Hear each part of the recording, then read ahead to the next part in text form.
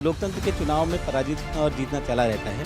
रानीखेत में विशेषकर हमारी जो सड़कें हैं उनकी हालत बहुत बद से बदतर है। मैं आदरणीय धामी जी जब प्रदेश अध्यक्ष थे युवा मोर्चा के, तब मैं उनके साथ 4-5 साल के करीब युवा मोर्चा का उपाध्यक्ष रहा हूँ। इतनी कम उम्र में प्रदेश के मुख्यमंत्री की बागडोर दी थी। नमस्कार, आप देख रहे हैं न्यूज़ 31 उत्तराखंड। आज हमारे साथ खास बातचीत में मौजूद हैं कि अल्मोड़ा जनपद की रानीखेत विधानसभा से भाजपा प्रत्याशी के तौर पर जो चुनाव मैदान में थे, प्रमोद नैनवाल ने कांग्रेस के एक बड़े दिग्गज नेता जो करण मेहरा, पिछली बार वहां विधायक, तो उनको पराजित करने में सफलता हासिल की है और रानीखेत से विधानसभा पहुंचने का सफर तय किया है। तो हम खास बातचीत करेंगे कि रानीखेत की क्या प्राथमिकताएं थीं और किस प्रकार का चुनाव का अनुभव रहा। नैनवाल जी, आपका न्यूज़ 31 उत्तराखंड में स्वागत है। धन्यवाद।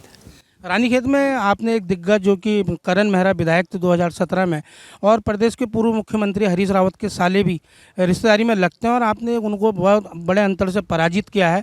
तो किस प्रकार की रानीखेत में प्राथमिकता रही है जिसको लेकर आप चुनाव मैदान में थे और रानीखेत की जनता ने आप पर विश्वास जताकर आपको विधानसभा भेजा? लोकतंत्र के चुनाव में पराजित होना और जीतना चला रहता है, और चूँकि एक परिपाटी है, 5 साल बाद चुनाव होते हैं। आज मेरी बारी है, कल किसी और की हो सकती है, उसके बाद 5 साल बाद किसी और की हो सकती है। इसलिए पराजित करना और हराना बड़ी बात नहीं, लेकिन क्षेत्र की जो विकास के प्रति जो उनकी जन आकांक्षाएँ हैं उन पर खरा उतरना पड़ता है। मुझे लगता है कि रानीखेत क्षेत्र की जनता को यहाँ के पूर्व विधायक जी के कार्यों से संतुष्टि नहीं थी, इसलिए उन्होंने मुझ पर भरोसा किया है और मैं पूर्ण कोशिश करूंगा कि उनकी अपेक्षाओं पर खरा उतरूं। नैनवाल जी, रानीखेत के मुख्य मुद्दे जो समस्याएं हैं वो मुख्य रूप से किस प्रकार की समस्याएं रही हैं कि जिनको लेकर जनता ने जो है पूर्व विधायक को स्वीकार नहीं किया और आपके पक्ष में मतदान किया? तो अब उन समस्याओं को समाधान को लेकर क्या प्रयास आपके विधानसभा में रहेंगे? रानीखेत में विशेषकर हमारी जो सड़कें हैं उनकी हालत बहुत बद से बदतर है, और वहाँ पर जो हमारा एकमात्र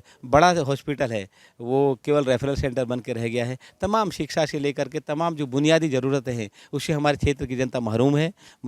मेरा पूर्ण प्रयास रहेगा कि हमारी जनता को, हमारी माताओं, बहनों, नौजवान और बुजुर्गों को तमाम ये सुविधाएं, स्वास्थ्य, शिक्षा और सड़क, ये समस्त जो सुविधाएँ हैं ये अच्छी तरीके और बेहतर तरीके से मिलें, ये मेरा प्रयास रहेगा।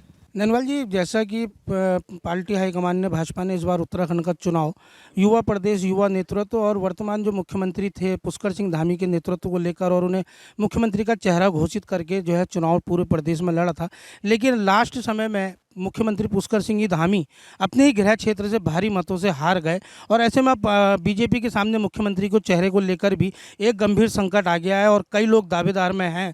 तो आप जो है अब, क्योंकि अब विधायकों की राय भी उसमें ज़रूरी होगी, तो आप किसका समर्थन करेंगे कि पुष्कर सिंह धामी को मुख्यमंत्री बनाया जाए या विधायक दल में से कोई नया नेता चुना जाए, या फिर पूर्व की तरह किसी लोकसभा के प्रत्याशी को जो है चुनाव मैदान में उतार कर उपचुनाव के तहत प्रदेश की बागडोर सौंपी जाए? ये मेरे स्तर से बहुत ऊपर का मामला है।